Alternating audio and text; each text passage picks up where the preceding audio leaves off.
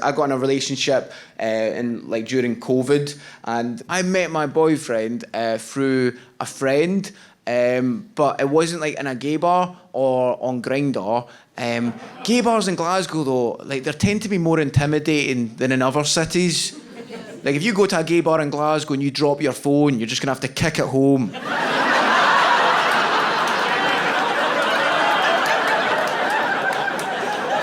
The thing is, it's also like during lockdown, it's a difficult time to get in a relationship because you're trapped in the same house. It's like The Shining every single day.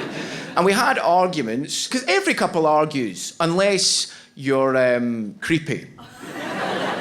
You know those couples that you meet, they never argue, and they glide up to you at parties being like, we never ever argue. You're looking at them and you're thinking, one of you is going to be on the news someday.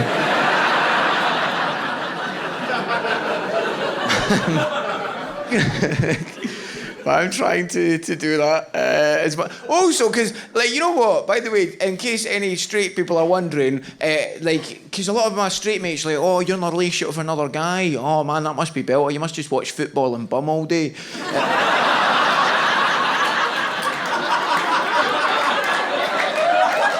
It's like, no, I wish.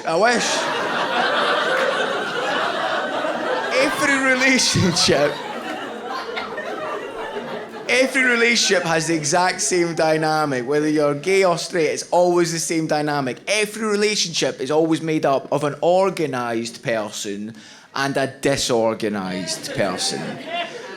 And I can see who's in a relationship because you're now looking at each other going, you'd be living in a bin if it wasn't for me.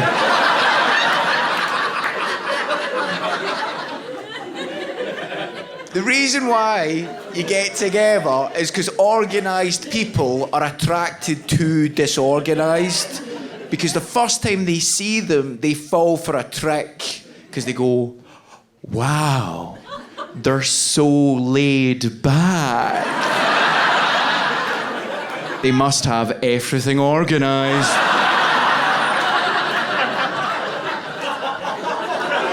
And then a few months passes, the smoke screen leaves you, and you're just left going, how are you not dead yet?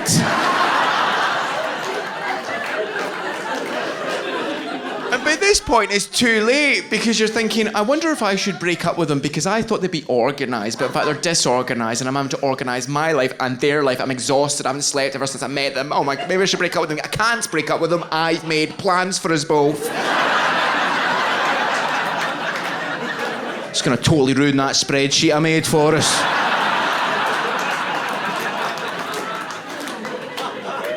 But I'm the disorganised one in the relationship. You probably can tell. Big surprise. But you can usually tell, if you can't tell which one you are, organised people usually give themselves away in an argument, right? Because if you're like... Organised people, by the way, I love you. But... you're organised. No, I need you. I need you in my life. But when organised people are in arguments, and I'm sorry for this next bit, but in arguments, you're so sweet. I don't want to say anything bad about organised people, and please do. Okay, cool. Fucking bitch.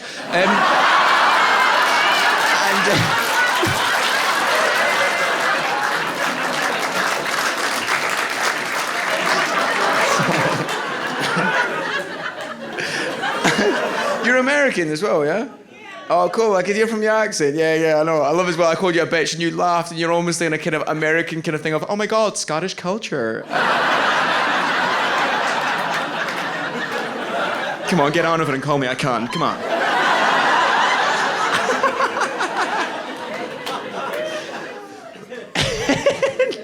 In arguments, organised people have this ability that freaks disorganised ones out. In an argument, organised people do the thing of they don't have to argue about things at the time. They can store them up. It's almost like they've got a box in their brain. Oh, I didn't like that comment there. It's not big enough for an argument now, though. What I'm gonna do, I'm gonna take the comment that you just said I'm going to put it into this box, and then when we have a big argument, that'll be the ammo. There's no room for context in the box, I'm afraid.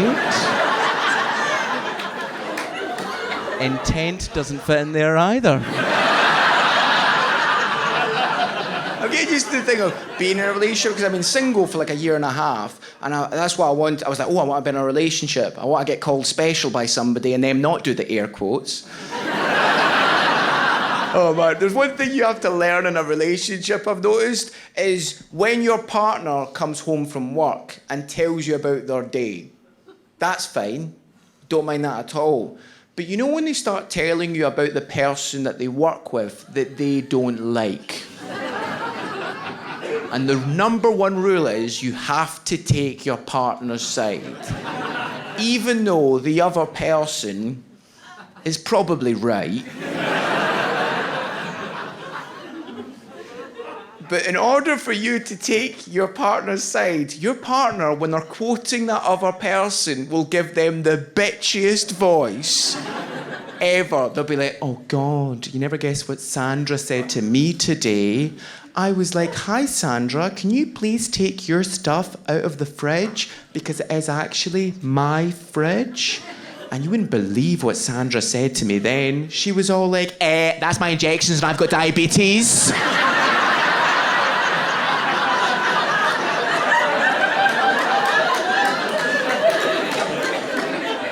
And I was like, oh, but Sandra, please, it's getting in the way of my sticky toffee pudding. It's inconvenient. And you wouldn't believe what Sandra said then. She was all like, excuse me, I don't want to die today. And you're listening to this, and you're thinking, if you were to read the transcript of that conversation, you'd be like, I think Sandra had a point here.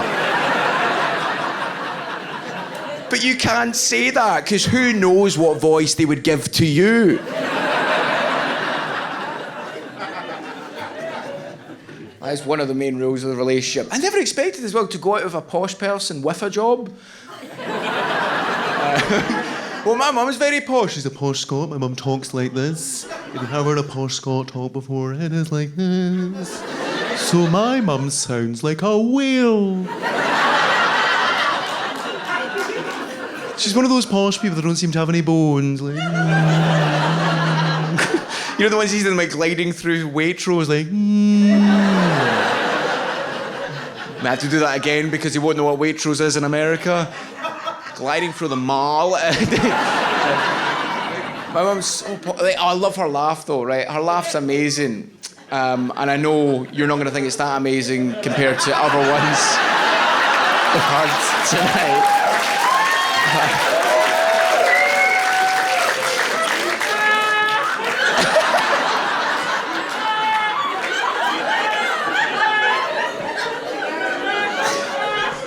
Amazing if it was actually just somebody with a YouTube video on repeat of just somebody falling down a well.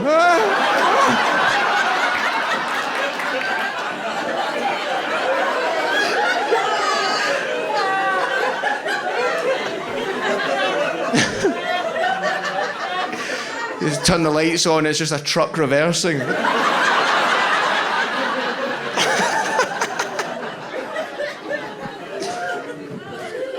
But my mum's laugh is so funny, right? Because she only ever gives you one ha, and then her voice is extraordinary. It's just hee.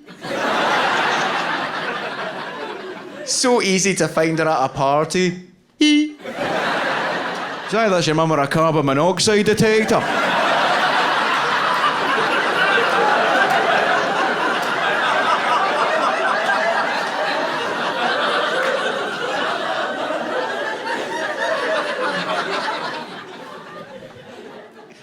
Sometimes you get a few ha's off of her. She'll be going, hee, hee, hee, hee, hee. I can never find her at the supermarket.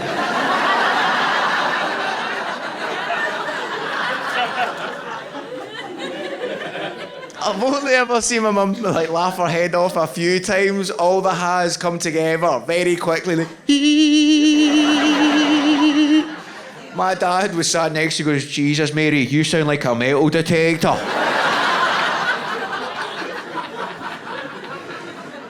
My dad's working class. I actually don't know what I am because my dad raised me working class in a middle class household.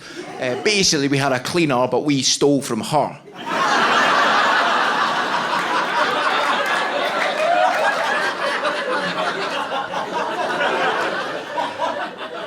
But they are very funny. They've got good banter, my parents. Like, you know that mate, right? My parents are this, right? You know that mate that if they think you're wrong about anything, they'll bet you £10 on it. Be like, oh no, mate, you're completely wrong. Bet you a tenner. They bet on elections, which makes it more interesting when it's not going your way. At least, like, they always vote Conservative though. And obviously I'm not a fan, right? And I did try and change my mum's mind. I was like, Mum, why are you voting Conservative? And Mum was like, well, Larry, when you get older, you become more right-wing. That's why I think the Conservatives never win in Scotland. We do not live long enough.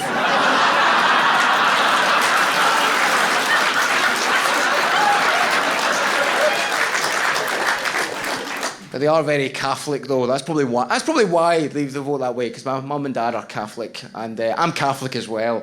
And obviously not a good Catholic now. Now I'm just an overqualified altar boy.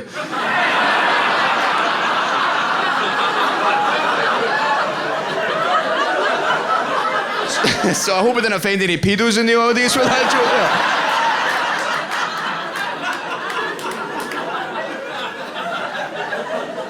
It's something you have to worry about is offending people now, isn't it? You have to worry about offending them. And the thing is, I actually wanted to be a squeaky clean comedian for a long time. Genuinely, I really wanted to. All right, I can do it now. Right, hold on. I wanted to be this guy. Right, here we go.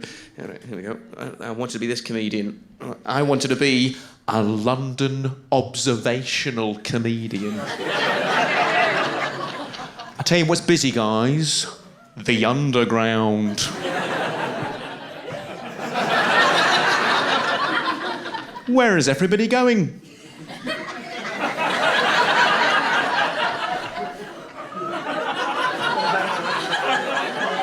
You could take a car, couldn't you? But a congestion charge, get lost. I was in King's Cross the other day and I was like, King's Cross? Why doesn't the Queen cheer him up then?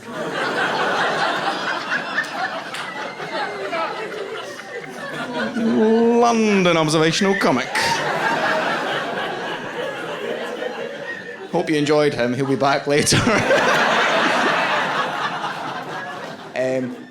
By the way, Scottish people, do you know that English people tend to think we're backwards? It's so weird, because when I moved down to England, loads of Londoners were like, oh my God, have you just moved down from Glasgow to London to escape homophobia? Are you a gay refugee in London? As the Scottish people are not homophobic, we've got a rule in this country. It's either you're a good cunt or a bad cunt.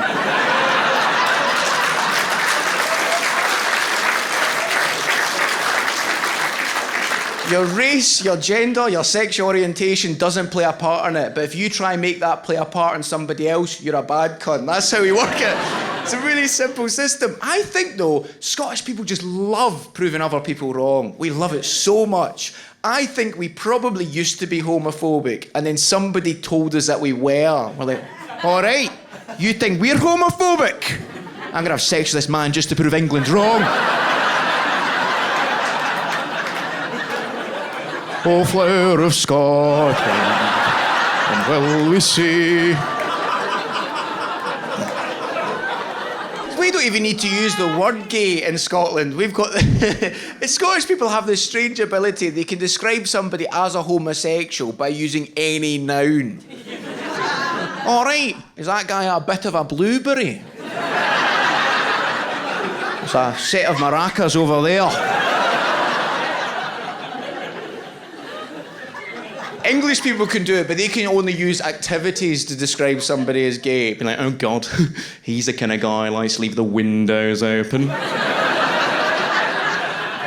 Oh, Barry loves a fundraiser. Bet you wear your slippers round the house.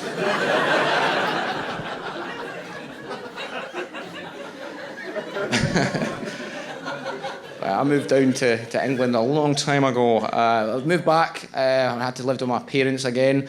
And oh man, the banter was too much. I had to move out again. See, living with my mum, that's the thing, right? My mum would take the piss out of me, which I'm fine with because I make fun of her voice. Because me and my mum don't always see eye to eye because hers at the side of her head. We all joke.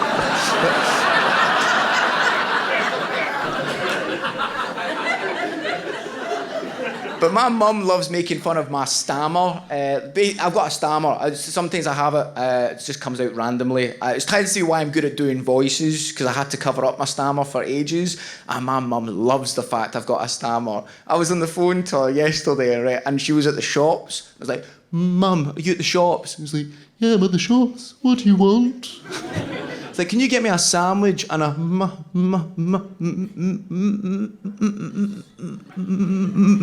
muffin? Okay, I'll get you a sandwich and 23 muffins.